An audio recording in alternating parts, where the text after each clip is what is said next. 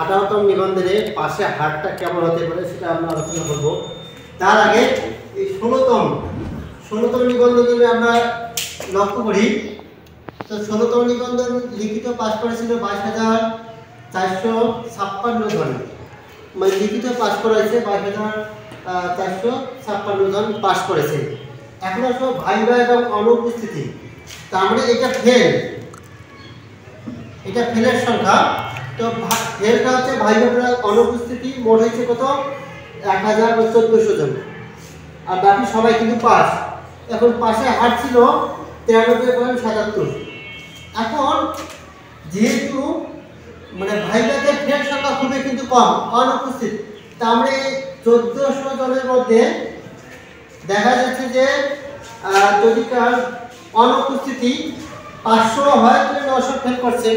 আর fail করতে অনেক কারণ আছে, কারণ হচ্ছে কি যারা ছাত্রের সাথে খারাপ ব্যবহার করবে তাদেরকে ফেল করবে, এবং যাদের রেজাল্ট খারাপ তাদেরকে ফেল করার সম্ভাবনা থাকবে। এভাবে বিভিন্ন কারণে কিন্তু ফেল করানো হয়। আর অনুপস্থিতির সংখ্যা তো অবশ্যই বেশি থাকতেও পারে। এখানকার ভাইবাতে ফেল করাচ্ছে অনুপস্থিতির সংখ্যাটা বেশি। অনেকে যাদের চাকরি হয়ে যায় দেখা যাচ্ছে যে তারা আবার ভাইবা দেয় না। এখন আমরা এখান থেকে একটা পাশের হার পাইলাম 93 পয়েন্ট সামথিং। এখন আসলে 17তম নিবন্ধনে লিখিত পাস করতে 26,242 জন।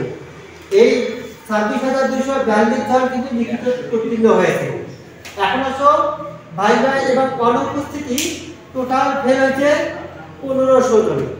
এই 1500 জন ভাইবাতে ফেল করেছে এবং অনুপস্থিতি মোট 1500 জন ছিল।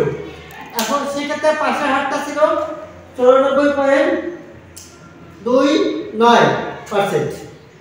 তাহলে এখানে কত 94.29%। এখন এইটা আমাদের প্রায় 94 পয়েন্ট সামথিং আমাদের কি হয়েছে 17তম নিবন্ধন কিন্তু উত্তীর্ণ হয়েছে, মানে পাশের হার টোটাল উত্তীর্ণ বা টোটাল পাশের হার হচ্ছে এটা। তো এখন এখান থেকে আমরা যেখানে 18তমটা একটু চিন্তা করি, তো 18তমে কিন্তু লিখিত পাস অনেক, আমরা এখানে প্রতিটা সে কিন্তু প্রায় 3 গুণ বেশি এবার লিখিত পাস করেছে। কিন্তু লিখিততে পাস করলে এবার কিন্তু সিটের সংখ্যা দেখা যাচ্ছে যে 1 লাখ প্লাসও হতে পারে, শূন্য পোস্টের সংখ্যা এরকম হওয়ার সম্ভাবনাও আছে। যদি কোনো না হয় তাহলে 70-80 তো হবেই। এখন যেহেতু এখন আমাদের ষষ্ঠ নিবন্ধনের গণবিভূতির শূন্য পোস্টের তালিকা এখন প্রকাশ করে এনটিআরসি-এ, তো লিখিত যদি এত হয় তো এখান থেকে আমাদের অনুপস্থিতির সংখ্যা কিন্তু অনেক বেশি থাকতে পারে, অনুপস্থিতির সংখ্যা। আর ফেল কত ধরন পাইতে পারে বা টোটাল কত পাস পাইতে পারে। এখন তো এইটা যেটা আমরা লক্ষ্য করি নেই, এইটা যেটা লক্ষ্য করি, যেহেতু একটাতে কত 93, একটাতে 94, এখানেও যদি ওরকম হয় তাহলে তো আমাদের পাশের সংখ্যা অনেক বেশি হবে। আর যদি কাল এরা বলে অনুপস্থিতির সংখ্যা যদি কাল, যেহেতু এখানে আমাদের প্রার্থীর সংখ্যা বেশি, উত্তীর্ণ হওয়ার প্রার্থীর সংখ্যা বেশি, তো অনুপস্থিতি কতগুলো হতে পারে 5,000 এরকম হতে পারে। কিন্তু এই বুঝতে তো বলা যাচ্ছে না যতক্ষণে আমরা চূড়ান্ত রেজাল্ট হয়নি। তো এখন আমি মনে করতেছি যে আমাদের টোটাল পাস 40,000 থেকে 60,000-এর মধ্যে কিন্তু আমাদের টোটাল উত্তীর্ণ হতে পারে। এই 18তম নিবন্ধনে প্রার্থীর সংখ্যা কিন্তু অনেক বেশি উত্তীর্ণ করবে, তার কারণ আমাদের কিন্তু পঞ্চম গণবিজ্ঞপ্তিতে কিন্তু কোনো অনেক জায়গায় কিন্তু প্রার্থী পাওয়া যায়নি, যাদের নাম্বার কম ছিল তাদের কিন্তু সিলেক্ট হয়নি। এরকম অনেক প্রতিষ্ঠান আছে তারা কোনো প্রার্থী পায় নাই, তারপরে ওই রকম নিবন্ধনের নাম্বার ছিল না নিবন্ধনকারী। তো দেখা যাচ্ছে আবার কারো হচ্ছে 35+, মানে 35+ বয়স আছে, তারাও কোনো শূন্য পোস্ট পায়নি। তো ওইটা যেটা আমরা চিন্তা ভাবনা করি, ওখান থেকে যেটা চিন্তা ভাবনা করলে দেখা যাচ্ছে যে 60,000 প্লাসও টিকাইতে পারে। এখনই বলা যাচ্ছে না যে এরা কত পার্সেন্ট টিকাইতে পারে। আর যদি 90% প্লাস টিকে তাহলে দেখা যাচ্ছে যে 70,000ও টিকতে পারে। আবার অনুপস্থিতি থাকবে, এখন ওইভাবে তো টিকাইতে পারবে না, যেহেতু অনুপস্থিতির সংখ্যাটা এবার বেশি থাকার সম্ভাবনা আছে।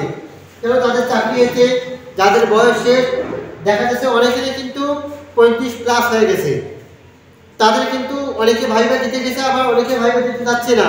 কেন? তাদের কিন্তু গণবিজ্ঞপ্তি থেকে কিন্তু সিলেক্ট নাও করতে পারে। তো আবার অনেক ক্ষেত্রে স্কুল এবং কলেজে যারা অলরেডি পঞ্চম গণ বিজ্ঞপ্তিতে টিকে গেছে তারাও কিন্তু আবেদন করছে, তারাও রিটার্ন লিখছে। দেখা যাচ্ছে অনেকে ভাইবা দিতে যাবে না, যেহেতু আমার অলরেডি চাকরি হয়ে গেছে পঞ্চম গণ বিজ্ঞপ্তি, সেক্ষেত্রে আরো কম নিবন্ধনের ভাইবা একটা নাও করতে পারে। তো আমরা যদি কাল 40 থেকে 60,000-এর মধ্যে টিকায় তার ফেলের সংখ্যা অনেক কম হতে পারে। তার যদি কাল 90+% টিকায় তাহলে অবশ্যই আমাদের পাসের সংখ্যা কিন্তু 60,000+ হতে পারে। তো আমরা আইডিয়া করছি যে যাতে 90+ টিকায় এবং 90+ টিকাইতেও পারে, 90%+ এবার টিকতেও পারে, যেহেতু আমাদের শূন্য পোস্টের সংখ্যা অনেক বেশি। তো এখন আমাদের যেহেতু কলেজের ভাইবা ঈদের আগে শুরু হওয়ার সম্ভাবনা আছে, বাংলা দিয়ে শুরু হবে, সেক্ষেত্রে আর 2 থেকে 3 মাসের মধ্যে কিন্তু আমরা রেজাল্ট পেতে পারি। অষ্টম নিবন্ধন 18তম নিবন্ধনের চূড়ান্ত রেজাল্ট আমরা পেতে পারি। এখন ঈদ দাওয়াতে দ্রুত শেষ হইতে 2টা ঈদ কিন্তু পড়তেছে। এই 2টা ঈদের দেখা যাচ্ছে যে ঈদুল আজহার আগে কিন্তু ভাইবা শেষ হওয়ার সম্ভাবনা আছে।